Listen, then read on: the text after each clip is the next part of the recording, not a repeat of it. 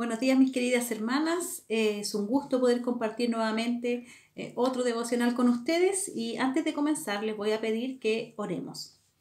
Amado Señor, vamos a su presencia para darle gracias porque nos permite aprender un día más de su palabra. Damos gracias porque a través de ella podemos ver nuestros errores, podemos cambiar, podemos aprender también a amarle más a usted, a aumentar nuestra fe.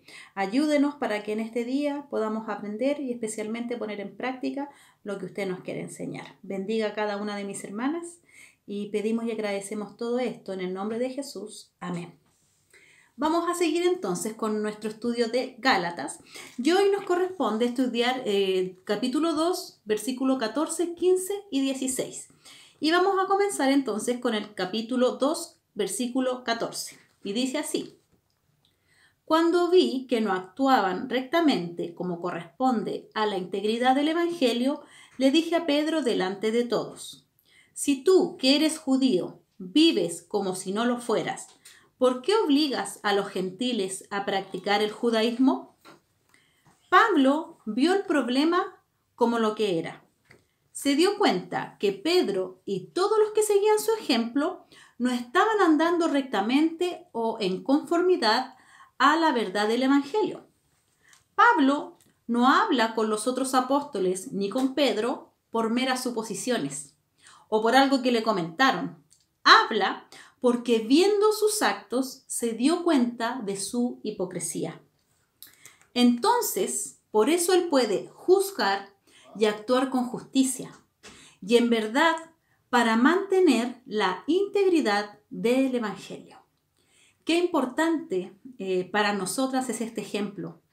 Dice la Biblia que Pablo vio.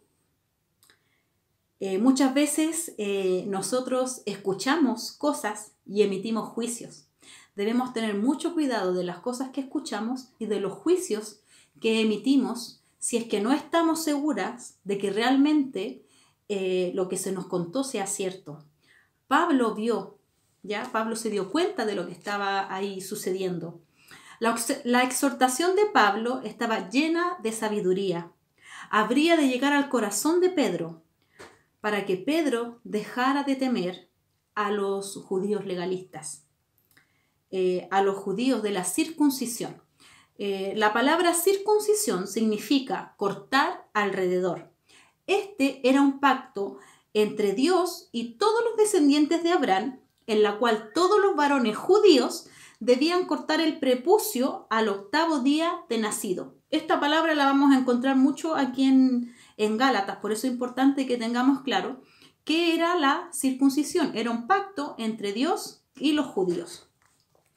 Pablo reprendió, enfrentó cara a cara y delante de todos, abierta y públicamente, a Pedro.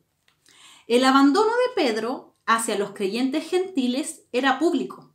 Por lo tanto, Pedro debía ser enfrentado públicamente. Es por eso que Pablo lo enfrenta de manera pública, ¿ya? Porque esto era algo que todos habían visto, ¿ya? Debe haber sido duro para Pablo enfrentar a Pedro sabiendo quién era. Pedro fue el más destacado de los discípulos de Jesús. Pedro fue el portavoz de los discípulos y probablemente el cristiano más importante en el mundo en ese momento. Pedro no era cualquier persona. Sabía que Pedro era una de las columnas de la iglesia, y eso lo pudimos ver en el capítulo 1, versículo 9 de Gálatas. Sabía también que Dios le había confiado el evangelio a los circuncidados, o sea, a los judíos. Pedro debía predicar el evangelio a los judíos. El saber esto, a Pablo no le impidió enfrentar y oponerse a Pedro. Fue valiente y tenía base para hacerlo. Esto sucedió antes de cualquiera de los viajes misioneros de Pablo y antes de que él fuera el apóstol de gran importancia que nosotros conocemos ahora. En este momento, Pablo era mucho más conocido por ser quien había sido antes un terrible perseguidor de la iglesia y no por ser un fiel seguidor de Cristo. Pablo fue valiente y sabía muy bien lo que tenía que hacer y decir. Mis hermanas, yo les pregunto, ¿cómo enfrentamos nuestras diferencias? ¿Lo hacemos cara a cara o lo vamos comentando por ahí? Pablo fue directo a Pedro. ¿Enfrentaríamos a una persona que esté ensuciando el Evangelio? ¿Tendríamos el conocimiento y la integridad para reprenderlo? Pablo lo tenía y por eso es que él lo hizo. ¿Por qué hizo esto Pablo? Porque Pedro estaba equivocado en lo que hacía. Esto era lo que estaba sucediendo. Para Pedro era correcto comer en cualquiera de las mesas, ya fuera la mesa de los alimentos tradicionales de los judíos y de los que no eran judíos. Tenemos que recordar que los judíos habían alimentos que no comían, ¿ya? Pero que los gentiles sí. Pedro, habiendo estado comiendo en la mesa de los gentiles, regresaba también a la mesa de los judíos por temor a los hermanos de Jerusalén. Estaba demostrando con esta actitud que en la mesa de los gentiles había algo que estaba mal y que en la mesa de los judíos estaba todo bien, creando con esto una división en la iglesia y también arrastrando a otros en su hipocresía. Pablo expone la hipocresía de Pedro de aparentar vivir bajo la ley, porque eso era lo que Pedro estaba haciendo al alejarse de los gentiles cuando venían estos judíos legalistas, ¿ya? El versículo decía, si tú siendo judío vives a la manera de los gentiles y no como los judíos, ¿por qué obligas a los gentiles a judaizar? Judaizar es hacer vivir a los gentiles como judíos, o sea, poner en práctica los ritos y ceremonias judías. Eso significa judaizar. Pablo primero le recordó a Pedro que él mismo no vivía bajo una estricta obediencia a la ley judía. Pedro comía con los gentiles y como los gentiles.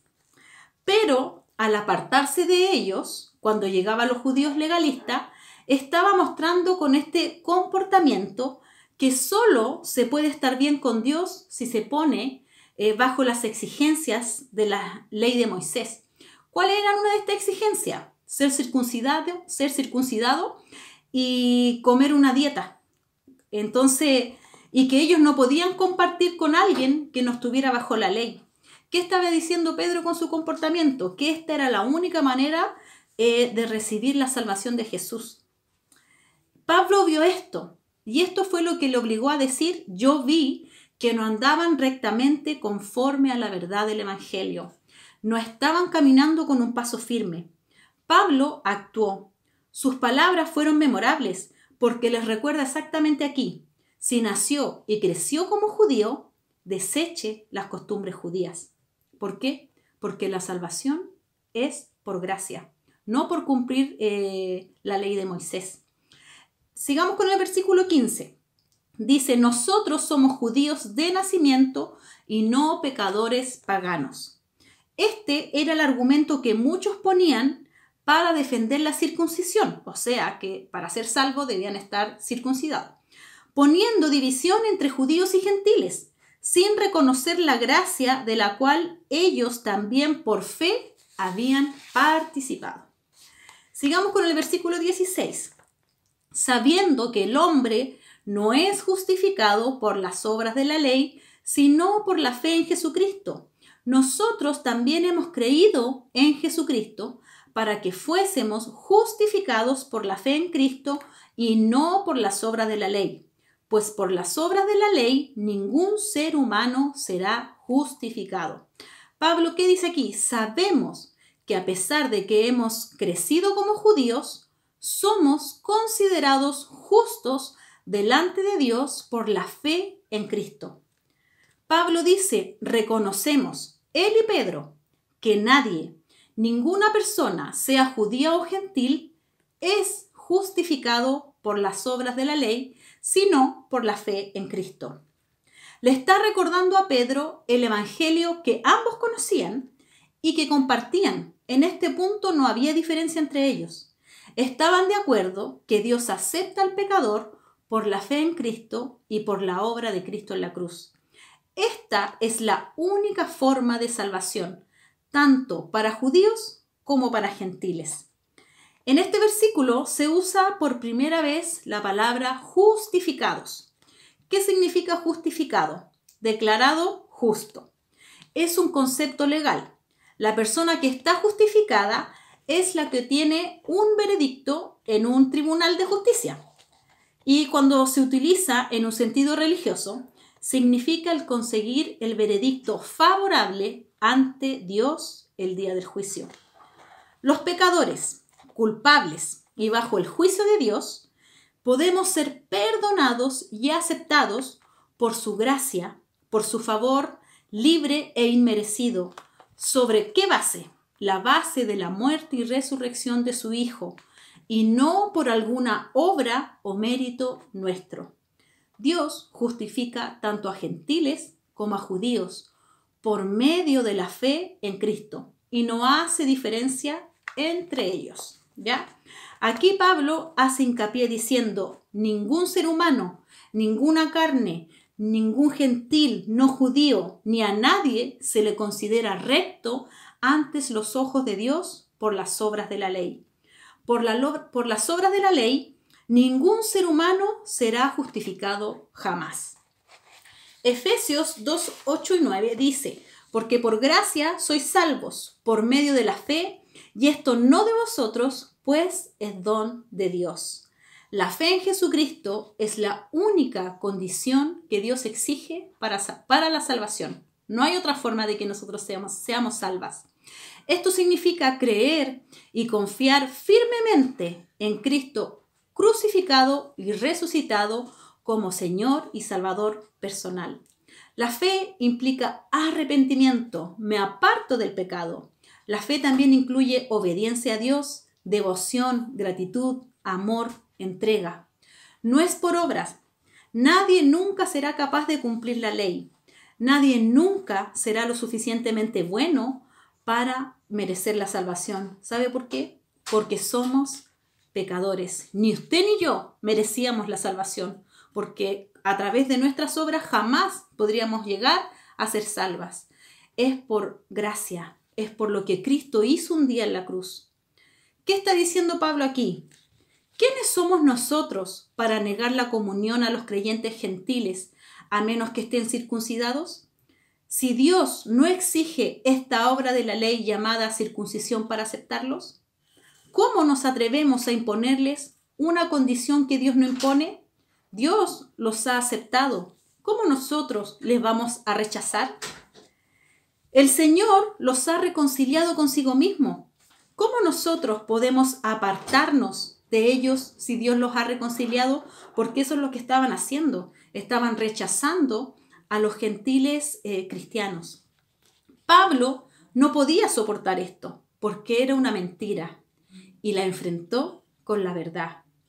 Hermana, ¿estás siendo agradecida por la salvación que Dios nos regaló? Debemos dar gracias porque la salvación es por gracia, porque es un regalo gratuito para cada uno de nosotras. ¿Somos íntegras o cambiamos nuestro comportamiento dependiendo de con quién estemos? Recuerden, nosotros somos luz en este mundo. ¿Te gusta quedar bien con los demás aunque vaya en contra de los principios de Dios?